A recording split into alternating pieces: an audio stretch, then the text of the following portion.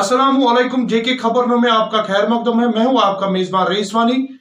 आइए डालते हैं कश्मीर के 5 बड़ी खबरों पे एक नजर। डीसी अनंतनाग बशीर अहमद डार ने आज रेड जोन नौगाम शांगस का दौरा किया। वहां बीएमओ शांगस ने डीसी अनंतनाग को इस बात से रोशनास कराया कि इस गांव से 347 अशखास को महकमे सेहत की तरफ से स्क्रीनिंग कराया गया। इसके अलावा 37 लोगों को 14 दिन क्वारंटाइन के लिए जीडीसी अनंतनाग भेज दिया गया।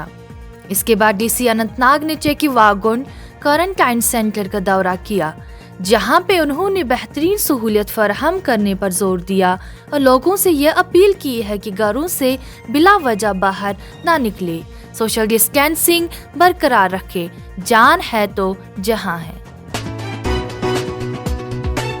डीसी श्रीनगर शाहिद इकबाल चौधरी ने लोगों से इस बात की तलकीन की है कि लोगों को घरों से बाहर आने की जरूरत नहीं है, बल्कि लोगों के घरों में ही जरूरी सामान पहुंचा दिया जाएगा।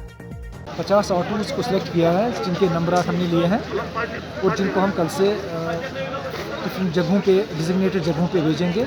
रेड जोनों के बाहर ये रहेंगे हमारे तहसीलदारों के साथ कोऑर्डिनेट करके रेड जोनों में अंदर एसेंशियल्स पहुंचाने के लिए। ये एक कड़ी उन्हीं एफर्ट्स की है जहां पे हम होम डिलीवरी देते हैं, एसेंशियल्स भी, राशन भी, एलपीजी भी।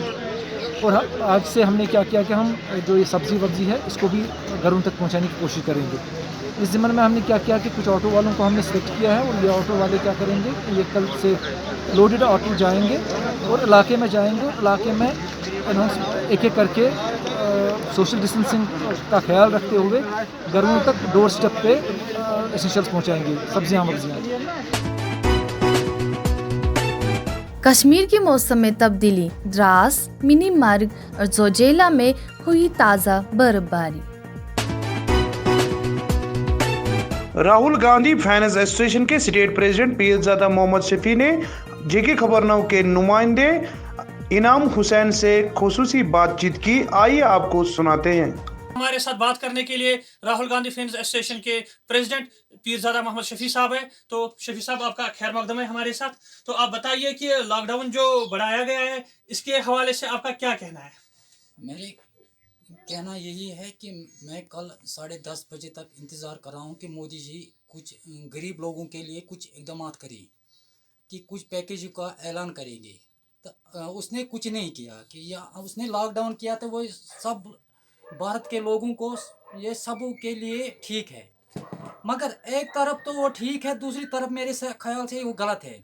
क्योंकि यहाँ के गरीब लोग दिन को मजदूरी करे, शाम को खाते हैं, उनके पास कुछ खाने पीने के लिए आज तक कुछ नहीं। आज हो गया मेरे ख्याल से जो जम्मू कश्मीर के लोग खासकर 8 महीने हो गए वे आज तक वो घरों में नज़रबंद है। तो उनके लिए कुछ एकदम मैं हाथ जोड़कर मरकजी सरकार से अपील करता हूं कि उनके लिए कुछ इकदाम करें। खासकर कम से कम जो यहाँ के बेरोज़गार नौजवान हैं या किसान हैं या मजदूर पेश है या दुकानदार है, सब्जी फरोश है, उनके अकाउंट में कुछ कम से कम 10,000 रुपया अकाउंट में आना चाहिए कि वो भी उनको बच्चों को रोजी रोटी खिला सकते हैं। उन जब ये काम करेंगे वो, तो अगर वो नहीं करेंगे तो मेरे ख्याल से ये लॉकडाउन बदस्तूर जारी नहीं रहेंगे। मैं गुजारिश है कि मरकजी सरकार से कि यहाँ जम्मू कश्मीर के लोगों को लिए कुछ राहत का कुछ ऐलान करिए कि उनको भी बाल बच्चे हैं, उनको भी ये रोजी रोटी बन सके। दूसरी सवाल है, जो यहाँ के जम्मू कश्मीर के लोग बाहर पढ़ रहे हैं या मजदूर तबके के लोग हैं, उनके लिए कुछ खाने पीने का इंतजाम करें उनके लिए, या तो उनको वापस लाए जम्मू कश्मीर। वो उनके माँ या बाप वो भी परेशान हैं, उनके घर वाले भी परेशान हैं, वो रो रहे हैं कि हमारे बच्चे कब आएंगे। मैं यही गुजारिश करता हूँ मरकजी सरकार से, उनको पूरी तौर या तो वापस यहाँ जम्मू कश्मीर बुलाए, तो या तो उनके लिए कुछ इकदाम करें, खाने पीने का इंतज़ाम करें उनके लिए। तो मैंने सुन लिया है कि उनके साथ नाइंसाफ़ी हो रहे हैं। तो अल्लाह ताला ने कहर पूरे वर्ल्ड में किया है कि अल्लाह ताला से हम यही दुआ मांगेंगे, इंशाल्लाह अल्लाह ताला के मदद से ये जल्द से जल्द ये कोरोना वायरस चल रहा है, ये जल्द से जल्द दूर हो जाए। दूसरा सवाल है,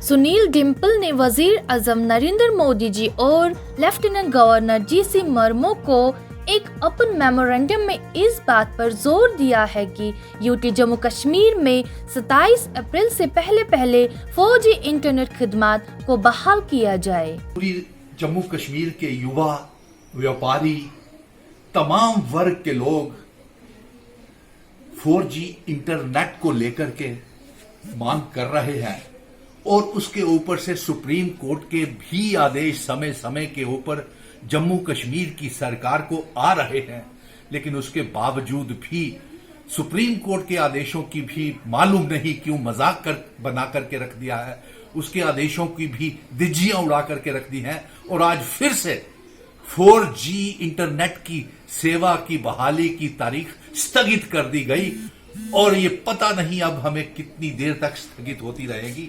हमारे जम्मू कश्मीर के युवा, व्यापारी, स्टूडेंट इतने परेशान हैं कि वो स्टडीज नहीं कर पा रहे हैं। वो चाहते थे कि इस लॉकडाउन का हम पालन करें और हमारी पढ़ाई जो है वो बाधित ना हो, लेकिन सरकार इस मजबूरी को समझने का प्रयास ही नहीं कर रही कि अब जबकि कई इंस्टीट्यूट्स ने ऑनलाइन स्टडीज बच्चों को करवाना, स्टूडेंट्स को शुरू कर दी है और ऐसे में ऑनलाइन स्टडीज बच्चे कैसे करेंगे।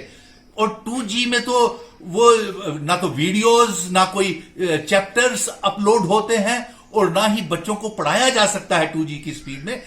अब जबकि केंद्र और राज्य सरकारों ने यह निर्देश दे दिया है कि तमाम प्राइवेट सेक्टर के मुलाजिम जो हैं वो घरों में बैठ करके काम करें और घरों में बैठ करके अपने ऑफिस का काम करें, तो ऐसे में जम्मू कश्मीर में प्राइवेट सेक्टर के लोग जिन्होंने मीटिंग्स करनी होती है, कॉन्फ्रेंसेस करनी होती है, वो 2G की स्पीड में कैसे काम घर में बैठ करके काम करें। यह भी एक चिंता का विषय है कि प्राइवेट सेक्टर भी बड़ी बुरी तरह से प्रभावित हो रहा है। केंद्र सरकार से, प्रधानमंत्री जी से कि टेलीकॉम सर्विसेज को निर्देश दिए जाएं कि वह लॉकडाउन के, इस कोरोना वायरस की महामारी के समय के दौरान लोगों से जियो, BSNL, एयरटेल, तमाम टेलीकॉम कंपनीज जो हैं वो अपनी मोबाइल सेवा को मुफ्त में करें। और जबकि सेवा हमें 2G की मिल रही है और हमें इससे जो पैसे वसूल किए जा रहे हैं स्टूडेंट से, व्यापारियों से और तमाम वर्ग के लोगों से, वो 4G के वसूल किए जा रहे हैं। ये कहां का इंसाफ है? ये कितनी बड़ी बेइंसाफी है हमारे सभी जम्मू कश्मीर की आवाम के साथ। इसलिए फिर से हम दिल की गहराइयों से निवेदन करते हैं, आपसे पुरजोर निवेदन करते हैं कि 4G को जल्द से जल्द बहाल किया जाए और हमारे युवाओं के भविष्य के साथ खेला नहीं जाए। व्यापारियों के समझने का प्रयास ही नहीं कर रही। मुफ्ती निसारुल इस्लाम ने लोगों से अपील की है कि रमजान अल मुबारक के मुकद्दस महीने में 5 वक्त नमाज और तरावी घरों के अंदर ही अदा करे। वैसे मुफ्ती आज़म जम्मू कश्मीर मेरे ऊपर कुछ जिम्मेदारियाँ आयद होती है। कोविड-19 ने जो वबाई सूरत हाल इख्तियार कर ली है, जिसकी वजह से तकरीबन 1 लाख से ज़ायद लोग अपनी जानें खो चुके हैं और रियासत में भी अब इसका फैलाव होने लगा है कि, और मैं चाहता हूं कि इसको किसी जगह कंटेन किया जाए। और इस ज़िम्न में मैंने एक शरई हुक्म कल सादिर किया, जिसके तहत मैंने मुसलमानों को ये तलकीन की कि वो अपने घरों के अंदर पंजगाना नमाजें और तरावी की नमाजें अदा करें। सोशल डिस्टेंसिंग का ख़ास ख्याल रखें, क्योंकि सोशल डिस्टेंसिंग ही बचाव और तदाबीर का एक हिस्सा है। और अगर लोग इस पे अमल करेंगे तो काफ़ी हद तक हम इस मोहलिक बीमारी से बच सकते हैं।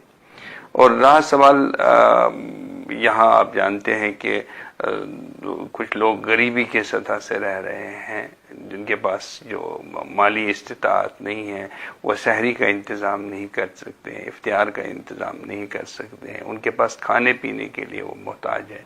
और मेरी लोगों से ये दरख्वास्त है कि मेहरबानी करके आगे आ जाएं, उनकी मदद कर लीजिए और आपका हाथ देने वाला हो न कि लेने वाला हो, क्योंकि देने वाला जो हाथ होता है वो बेहतर है, अफजल है लेने वाले हाथ से। Fayaz Ahmad Itoo chairman municipal committee of Kokernag ने ब्रिंग कुकरनाग कॉन्स्टिट्यूएंसी के लोगों को कोविड-19 से कैसे महफूज रहे, इसको लेकर क्या कुछ कहा है, आइए तफसील से सुनते हैं। Fayaz Ahmad Itoo chairman municipal committee Kokernag सब लोगों से गुजारिश करता हूं कि वो अपने ही घरों में क़याम करे, क्योंकि पूरे मुल्क में आजकल लॉकडाउन है कोविड-19 की वजह से। क्योंकि आज एक बदकिस्मती की वजह से हमारे नज़दीकी कॉन्स्टिट्यूएंसी शांगस से एक केस पॉजिटिव निकल आया है। मैं तमाम उन गाँवों खासकर काशवन, कहरपुरा, वो लोग वहाँ से सारा ट्रैवल बंद कर ले, जो उन्दू से शांगस नौगाम की तरफ जो हमारी रोड जाती है, वो उस पर आज से कोई भी ट्रैवल ना करे। और बाकी मेरा टीम खासकर सैनिटेशन सुबह 6 बजे रात के 10 बजे तक लोगों के लिए घर घर फ्यूमिगेशन स्प्रे कर रहे हैं। मैं गवर्नमेंट से भी और आला हुकाम से गुजारिश करता हूं कि म्यूनसिपलिटी के लिए और बाकी फंड्स वागुजार किया जाए, जिससे हम तकरीबन पूरे ब्रैंग में ये फ्यूमिगेशन कर सकेंगे। क्योंकि लोगों को इस कॉन्स्टिट्यूएंसी में एक ही म्यूनसिपल कमेटी है, इस कुकरनाग कॉन्स्टिट्यूएंसी के अंदर सब कॉन्स्टिट्यूएंसी को इसी म्यूनसिपलिटी पे नज़र है कि एक ना दूसरे दिन हमारे गांव में आज म्यूनसिपलिटी वाले आएंगे कि हमारे गांव को भी वो फ्यूमिगेशन या स्प्रे करेंगे। मैं बाकी लोगों से यही गुजारिश फिर करना चाहता हूं कि वो अपने ही घरों में क़याम करें और जो कंस्ट्रक्शन का काम है खासकर वो बंद कर ले, क्योंकि वो तो एक लॉकडाउन की भी खिलाफ वर्जी है, दूसरे हमारी म्यूनसिपल एक्ट की भी। बाकी शुक्रिया। जेके खबर नाउ के फेसबुक पेज को लाइक कीजिए और हमारा यूट्यूब चैनल सब्सक्राइब करना ना भूलें। इसी के साथ दीजिए मुझे इजाजत। खुदा हाफिज।